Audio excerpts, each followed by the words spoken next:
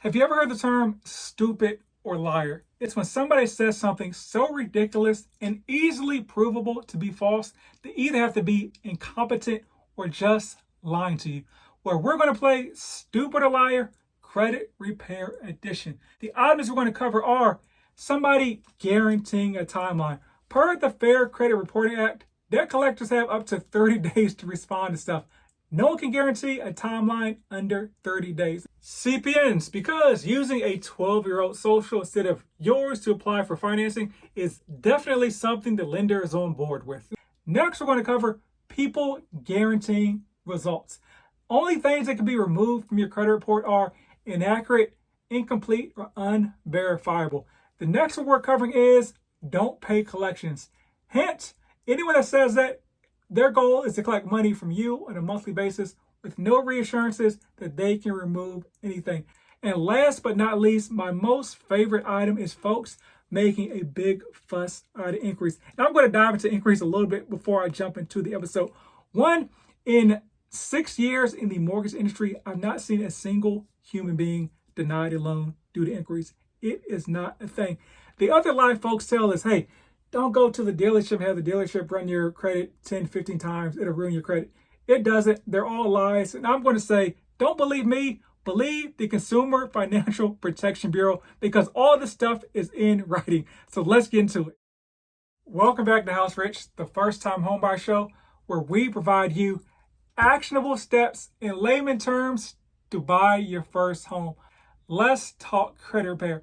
First and foremost, I'm not anti-credit repair. It's a valuable service when done right. And it's more convenient. For instance, people use Uber to get from point A to point B. They use Uber Eats instead of cooking food. You'll pay somebody to cut the lawn instead of doing it yourself. That's what credit repair is. Of course, you can find a bunch of the information online, but you're paying for the convenience. My goal is to vet out the bogus people that are taking advantage of you being in a desperate situation. First and foremost, let's get to guaranteeing results. Your favorite credit repair guru often references the Fair Credit Reporting Act, or FCRA. However, they never reference what's actually in it. So let's see what they have to say. Consumer reporting agencies must correct or delete inaccurate, incomplete, or unverifiable information. Inaccurate, incomplete, or unverifiable information must be removed or corrected usually within 30 days. Why the usually? Because that credit agency finds new information, they have another 15 days to just reply to the complaint that you've issued them. Meaning, when you see folks post 48 hours, 14 days, 28 days, there's no way they can guarantee that, because legally, even if the collection is bogus, they have 30 plus sometimes 15 days to reply. So why do people say that? Because it's to hook you in. They know they can't guarantee a timeline, but they can say, oh, the collection agency is dragging their feet. We couldn't have anticipated X, Y, or Z. They could have, but now you're in month 2 and month 3. And you've already pot committed. So you've already paid $99 for 2 months. So you're like, should I back out now and get nothing for my money? Let me do another 2, 3, 4. Now you're on month 5 on this credit repair journey that was supposed to be all good and done within the first 14 days. So we've seen right there in writing on the FCRA that nothing can be done in less than 30 days. So they should be making no guarantees on timelines. Talking about guarantees in general, they should be making no guarantees either. The only way for somebody to guarantee results in general is to do something illegal and clean your credit by filing a police report or something like that. So if that's what you want them to do, yeah, they can guarantee results that way. Outside of that, nobody has any magical sauce, algorithm, or letter to get stuff removed.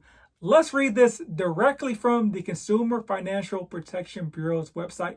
And if you know what they are in charge of, amongst other things, the 3 major credit bureaus: Experian, Equifax, and TransUnion. Here they go. Some credit repair companies recognize this fact and have developed creative marketing tactics to target you. Sometimes this marketing includes confusing and misleading messaging aimed at taking advantage when you're trying to get your financial life back on track. You also can't remove negative information if it's accurate. You might end up paying for no results. Any credible credit repair person will tell you they cannot guarantee results because if there's proof it's yours, it cannot be removed. So let's go for the 3 scenarios where stuff can be removed. Let's say it's inaccurate. What does that mean? That means that the collection is yours. However, a part of the data they use to identify it as yours is inaccurate. For instance, the account number may be wrong or the balance may be wrong. If that's inaccurate, the credit repair company has a chance to correct it, as we saw in the first example. And if they can't correct it, they have to remove it. Now, what is incomplete?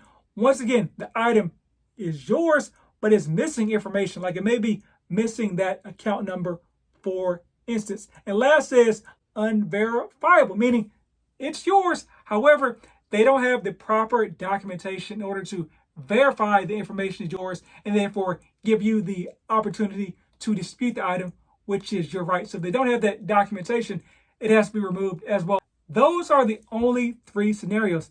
If it's yours and everything is correct and they got the documentation, there is no way in the world to have that item removed, except for the next way.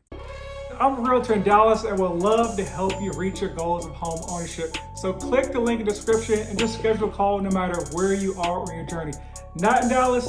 No worries, I can help connect you with a vetted realtor in your local jurisdiction as well. And feel free to share with friends, family, and foes. Everyone gets love. Which leads me to item number 3. Folks that say don't pay collections. They say that because they want you to pay them money instead of you paying the collection company the money. As we talked about, there's only 3 scenarios where items can be removed from your credit report. And there's no way for the credit repair company to know if you fall into one of those 3 categories before they even take your money and look at your credit report. Take a guess at what percent of the total debt that debt collectors pay when they buy your debt.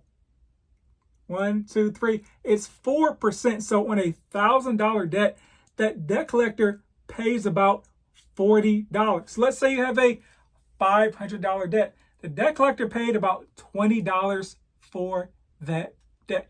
And no, they're not going to accept like $25 because most people don't pay their debt. That's why they have to have those huge margins. But according to the American Fair Credit Council, debt collectors on average settle at about 48% of the original debt amount. So let's go back to the scenario. We have a $500 debt. And here's the thing, that 48% is a lot higher depending on how recent your debt is. So typically if it's within like a year or 2, you can expect about a 70% of that balance.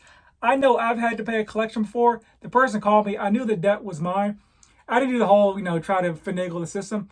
And I just was about to pay the debt. But before I could even say, okay, I'll pay the debt, the guy said, hey, if you pay the debt right now, you only have to pay 70% of the amount. So I was like, okay, wow, I was going to pay 100% of the amount. I didn't know how the game worked. I didn't know how to run the play.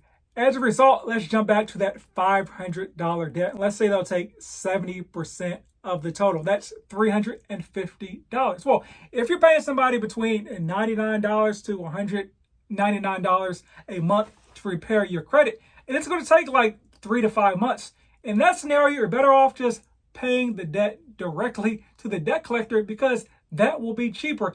And of course, make sure that they agree to remove the collection from your credit report if you pay the amount. If you pay the amount and they don't remove it, you've done absolutely nothing, and it'll actually make your credit score worse because you went from, let's say, a $500 collection that's 2 years old to a $0 collection that's 1 month old, and time or recency of a debt has a bigger impact on your credit report than the actual amount a lot of times. Next, CPNs. The whole concept of a CPN makes no sense from a legal standpoint. The premise is instead of using your social to apply for credit, you use a random 9-digit number. And of course, socials have 9 digits. The whole thing is it's typically an actual social, except for it's from like a kid, obviously kids. Hopefully they have not had credit in their name yet. A deceased person, or maybe like an inmate, basically somebody that is not actively using their credit profile. Because think about it. Let's say you're applying for a $400,000 loan with Chase. Like, why would Chase be like, okay, yeah, we'll definitely evaluate your income, but hey, let's look at someone else's credit because we could care less what your credit or your history of your ability to repay your financial obligation is. Yeah, just use a completely random 9-digit number. It's all good. Now, there are a bunch of lies that the CPN boys will tell you about. Hey, it's not illegal to have one. It's just illegal to use it. Yeah, I guess kind of like you can have counterfeit money, but you just can't use it in the bank. But they'll tell you ways that you can use the CPN hypothetically if you wanted to. And they'll give you nonsense like the Banking Privacy Act of 1974. They'll say dumb stuff like celebrities use it, and a bunch of lies that don't really hold up if you really want to actually look up and verify what they want to say. And speaking of looking up and verifying, what I'm looking at is a 1003 Uniform Residential Loan Application. And when you put in your identifying information, you'll see a section for personal information, name, alternate names, social security number. In parentheses, it says individual taxpayer identification number, also known as a I-10. Those are the only two items that you can put in that block. They ask for your date of birth, citizenship, etc. In parentheses, there's even I-10 number. There's not I-10 or random 9-digit number known as a CPN. And here's the thing. Also, if you just Google, is a CPN illegal? You'll see every financial institution says, yes, they are legal. It is committing fraud, which is very important because if you scroll to page 7 of the 1003, it says this: any intentional or negligent misrepresentation of information may result in the imposition of civil liabilities on me, including monetary damages if a person suffers any loss because the person relied on any misrepresentation that I have made on this application, and or criminal penalties on me, including but not limited to fines or imprisonment or both under provision of federal law. And since the CPN boys like to quote code, that is USC 181001. So there you go. Even if you forget or misremember, they got a thing in there for negligent misrepresentation. You can't even act like, oh, I didn't know. Well, if you didn't know, who cares? You're getting fined, locked up, banned from the bank, etc. Now, if you want a deeper dive on what actually happens when you apply for a CPN, I have a deep dive coming soon that goes from paying $75 for a CPN, a bunch of bogus upsells, all the way to the CPN person walking me through how to actually apply for a mortgage.